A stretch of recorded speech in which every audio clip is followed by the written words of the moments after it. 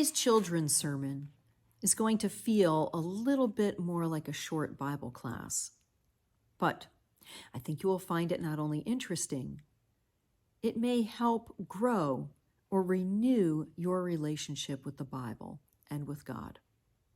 Many of our readings from the Old Testament, what we often refer to as the Hebrew Bible, come from the book of Psalms. In Hebrew, the title means songs of praise. In Greek, the title means sacred songs sung to musical accompaniment. Now, what's interesting about the book of Psalms is that it wasn't written in a day or a couple of weeks or even over a decade or two. The book of Psalms was written over more than 5 centuries. And it wasn't written by a single author. While we might think of most of the book of Psalms being attributed to David, King David, after all, is credited with writing 73 of the Psalms, there were other authors, including Abraham and Moses, according to Jewish tradition. So let's test your knowledge a little bit.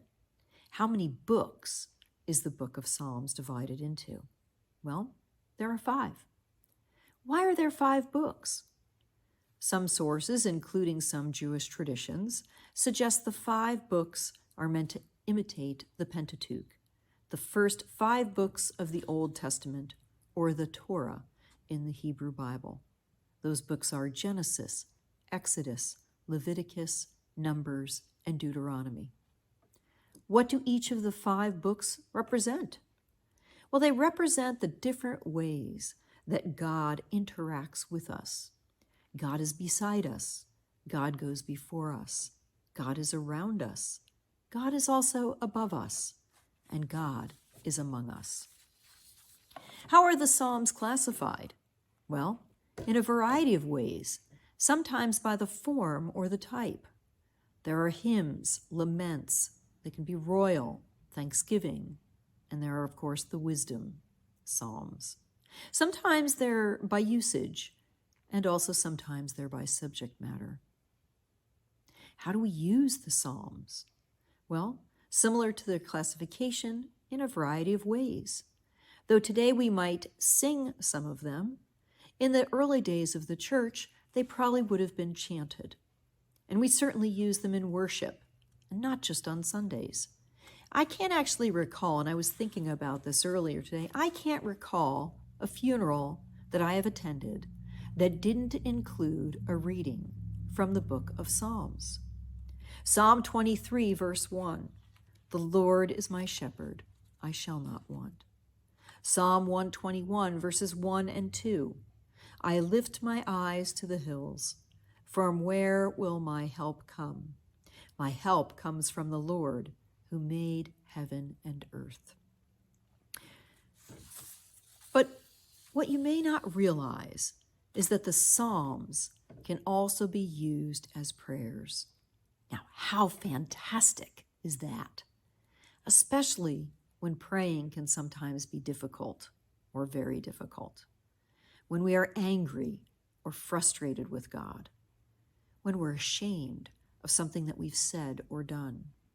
When we haven't prayed in a while and we just can't seem to find the right words or get back into the groove.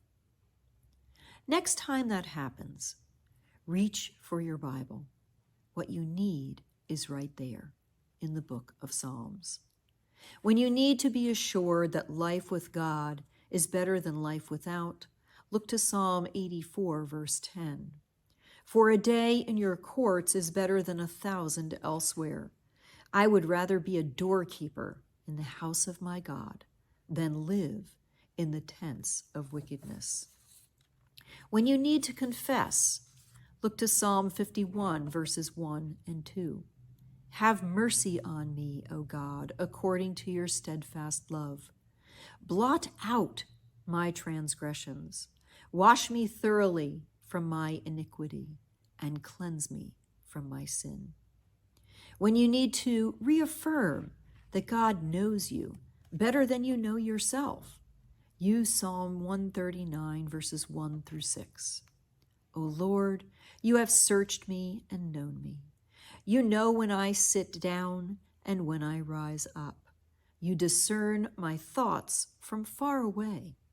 You search out my path and my lying down and are acquainted with all my ways. Even before a word is on my tongue, O Lord, you know it completely. You hem me in, behind and before, and lay your hand upon me. Such knowledge is too wonderful for me. It is so high that I cannot attain it. And when you want to declare that you have lived to see another glorious morning, to spend time with your family and friends, and of course your church community, our church community, and when you are in awe of God, think about Psalm 86, verse 10. For you are great and do wondrous things. You alone are God.